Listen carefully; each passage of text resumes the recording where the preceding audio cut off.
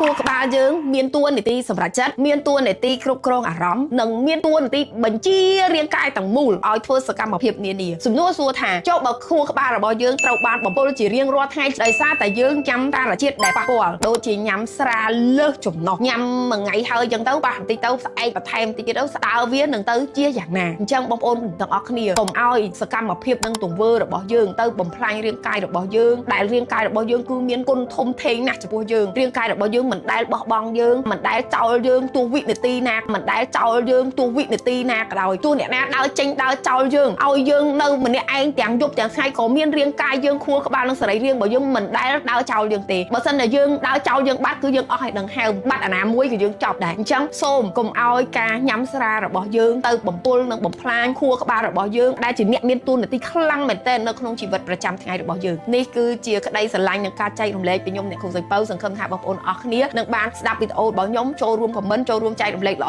អៗទៅកាន់បងប្អូនផ្សេងទៀត